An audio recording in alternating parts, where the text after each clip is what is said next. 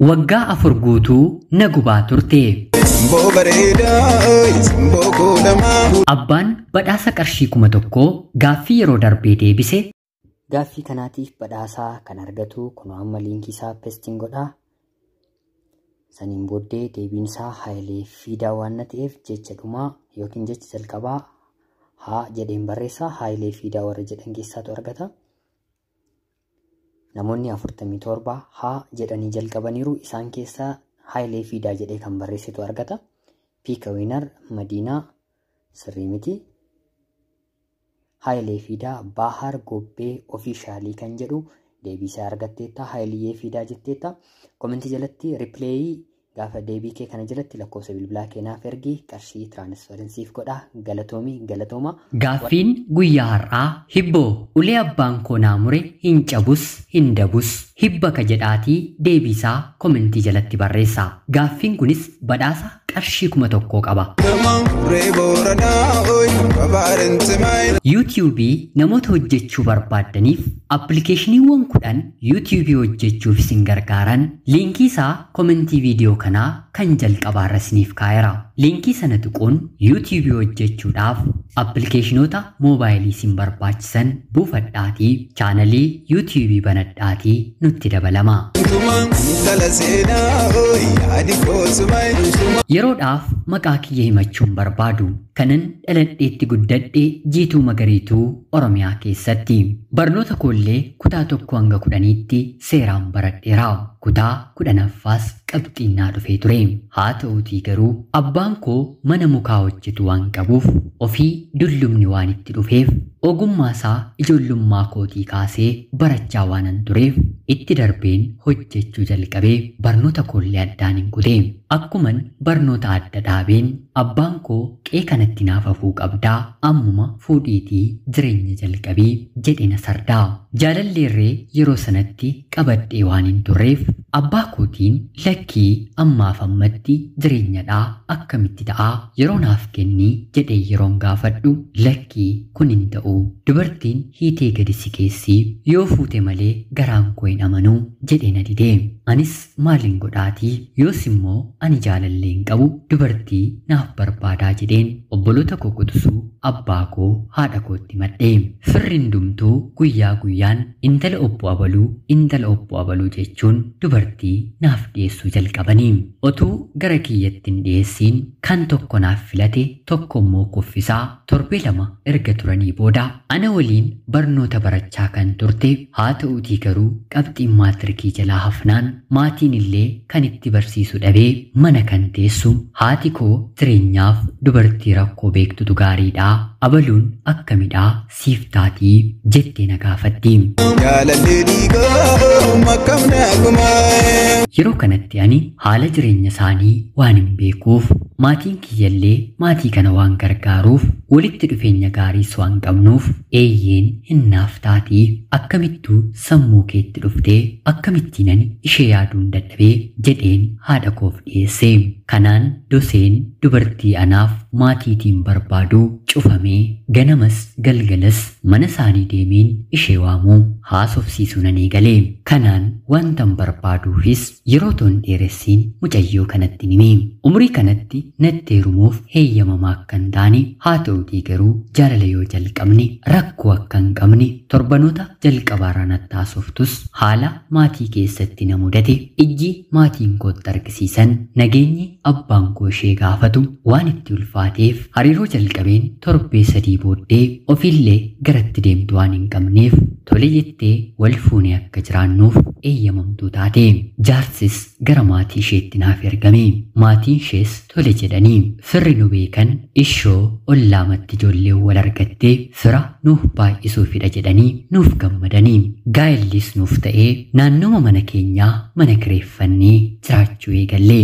Bultiin hedduun yeroo jalqabu hundumtuu ho'aadha mitiire manni haadha manaa koof kan koo ho'aa ture. Haa ta'uutii garuu ho'inni isaa baatii 2 irra hin dabarre. Haati manaan koo biyyaan baatti na ergite malee hin taa'uu jettee na diddee. Turi takkaamaafillee daa'ima godhannee maatii koo garaan ciibsaa jedhee yeroon gaafadhu siif deenyaan immaa hidhamee garamittiin socho'aa maatii koo toon gargaariin obboloota koo bakka tokko otoo hin geessisiin hafuu kootii obboloonni koo kutaa 12ffaa baratan bara dhufu yuunivarsiitii kan isaan barsiisu hin jiru.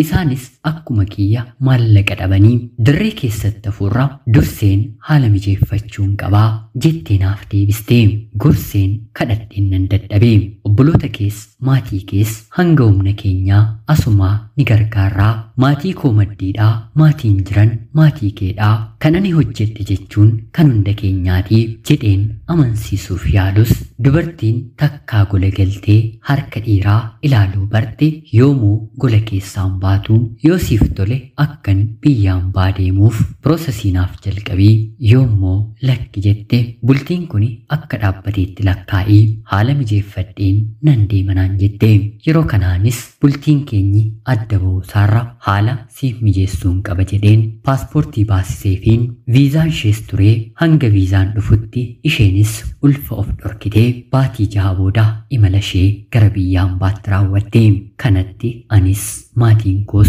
itti gaddinee biyyaan baakkuma deemteen dabaree argattuun maatii isheefis anaafis bilbiluu eegaltee kanaan guyyaa tokko otoo jirruu jaalalli keenyi bultiin keenyi kan itti fufu sitti fakkaataayii jettee na gaafatti anis maal jechuu keedhaa maaliif ittiin fufuu bultii qabanneerraa anis sin eegaa maaliif na gaafatte garuu jedhee yeroon deebisuu fi lakkii afaanuma kootti dhufeetii jettee naaf deebiste fageenyarra jirra mitiire yaadaan walitti bu'uus jalqabne obboloonni ishee lamaan carraa yuunivarsiitii argatanii barachuus eegalanii deemtee hanga waggaa tokkotti maallaqa ishee anarratti ergiti turte anis obboloota isheefis maatii isheefis hanga isheen kenni jette kenneefiin kan hafe akkaawuntii maqaa keenya lamaaniin otoo isheen gara biyyaan baattiin imaliin dura baname irratti walitti qabuun eegalee walii galaan kan waggaa tokkoo qarshii amma kana abaluuf kennii haga kanammoo abaluuf kenninaan jettee na harkatti kan hafe qarshii 41,000 ture guyyaa tokko hangamtu si bira jiraa jettee yeroo na gaafattu maallaqa ani ofii hojjedhu hanga kanaa ati kan ergite hanga kanaa jedheen haadha manaa kootti hime yeroo kanatti isheen akkamitti akkana ta'uu danda'a kanaan booddee sittin erguu obboloonni koo walitti naafaa qabanii jettee obboloota ishee yuunivarsiitii baratanitti maallaqa ishee erguu jalqabde walitti qabattees anaan dhoksitee magaalaa lafa bittee obboloonni ishee umriidhaan walitti siqnus yaadaan garuu waa'ee maallaqa waan hin beekneef lafa kanarraa bitan waraqata sobaarratti bakka abbaan lafa sanaa qeessana hin jirretti kan koodha jedhee nama waraqaa abbummaa baafateenii booddee irratti manan ijaara jettee muka yerootti guurtu abbaan lafaan sirrii bakka jiruu dhufee seeraan gaafachuu eegalee booddee irratti seerri abbaa lafaaf deebise namichi sobee lafti kun kan kooti jedhee gurgurate immoo biyyaa bahee badee gaafa isheen akkanan ta'e jettee natti himtu cubbuu kiyyatu si qabee bagan jedheeni otuu beektee otuu naaf yaaddee wallaalummaa koorratti na jajjabeessita malee akkam akkana naan jetta jettee baatii 2 guutuu na ooddee anis waantan irra jiru maatii kootti himadhee abbaan koo obsii fageenyarra waan jirtaniif walitti bu'iinsi uumamaa hanga isheen dhuftee biyya kana ejjettutti waan biraa akka yaanne jedhee na akeekkachiise kanaan karaa hiriyoota ishee bilbila wal qabsiiseen na haasofsiisii jedheen kadhadheeni na haasofsiisuu eegaltee baatii 2 kana gidduutti hariiroo jaalalaas dhiira gara biraa hiriyyaa obbolaa ishee kan ta'u yuunivarsiitii kan baratu waliin eegalteetti obboloonni ishee anaan dhiisi sin fayyadu sin jaallatu yoona dubartii gara biraa waliin akka garaasaa ta'aa jira jedhanii walitti nu buusaa jiru sanaan booddee isheen anarraa fagaachuu barbaaddee dubartoota ollaa keenyaa abaluun eenyudhaa eengadda maaliif waliin haasofna haasofte jettee gaaffii qaxxaamuraan sammuu na hidhuu jalqabde. Bakka hojiitti dhiironni hedduu waan jirruuf dubartoonni nu bira dhufu. Haasa'anii madeebi'u. Anis kolfuu haasa'uun ala rabbitu na arga wanta biraa hin beeku.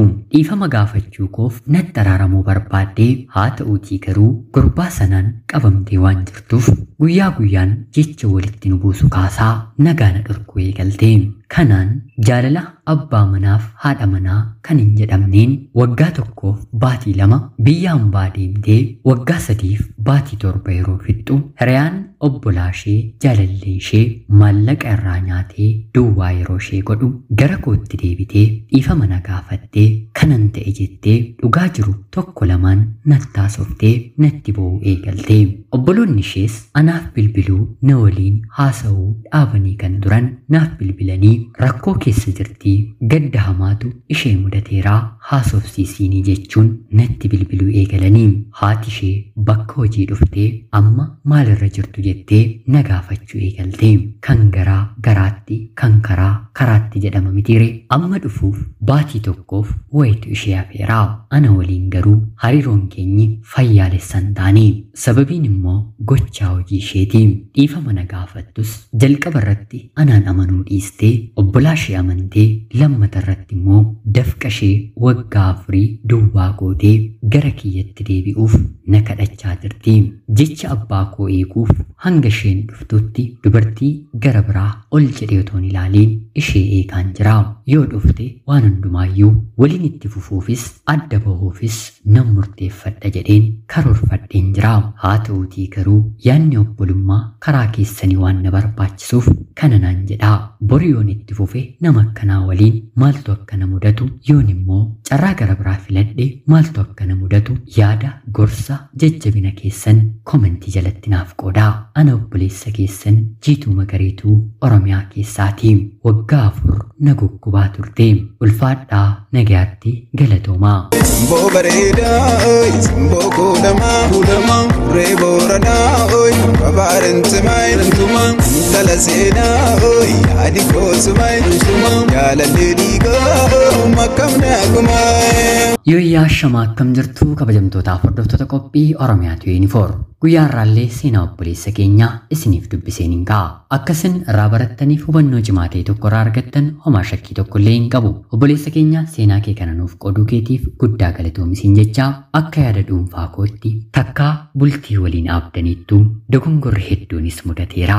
Hanga isheen dhiifama jettee si gaafattee gaabbitee si bira dhufteetti carraa tokko waliin jiraachuu otoo yaaltee kan jedhu yaadan qaba. Kabajamtootaaf hordoftoonni qophii Oromiyaatu 24s yaada keessan qoodaaf gaaffii jalqaba irratti gaafatame hibboofis deebii komentii jalatti kennaatii qarshii 1,000 badhaafama. Abbaan carraa lakkoofsa bilbilaa kee komentii deebii deebistee argatte jalatti naaf barreessi. Obboloonni koo yuutuubii hojjechuu barbaaddan appilikeeshiniiwwan gaggaarii 10 moobaayila keessaniin qofa yuutuubii akka hojjettan isin gargaaran komentii viidiyoo kanaa kan jalqabaa jala liinkii isaa kaa'ee waanan jiruuf liinkii sana tuquun daawunlood gochuun ammuma itti fayyadama. Hanga yoonaatti yeroo keessan naaf kennitanii dhaggeeffachaa turuu keessaniitiif guddaa galatoomaa jechaa laayik sheer gochuun illee Oromiyaatu 24 akka deeggartan kabajaan isiniin gaafadha. Akkanumallee namoonni chaanalii keenyaaf haaraa taatan anaa dhufu kun Oromiyaatu 24 guyyaa guyyaatiin xalayaa jaalalaa fi seenaa jireenyaa nama barsiisuu bashannansiisuu danda'u isiniif qabattee waan dhiyaattuuf sabiskiraayib gochuun maatii keenya erga taatanii booda seenaa jaalalaa xalayaa jireenyaa yoo qabaattan karaa telegiraamii karaa lakkoofsa bilbilaa kiyyaa duwwaa 937 38 65 64 naaf erguun irratti hirmaachuu hin dandeessu. Qopheessuuf qindeessuun isin waliin kanan ture ani Gammachiis Tashoomeeti. Seenaa gara biraatiin hanga walitti deebinutti bakka jirtan maraan turtii gaarii horaa bulaa. Simboo bareedaa simboo kuulamaa reebooranaa babaarentumaa intala seenaa yaadi koosumay jaalallee dhiigaa.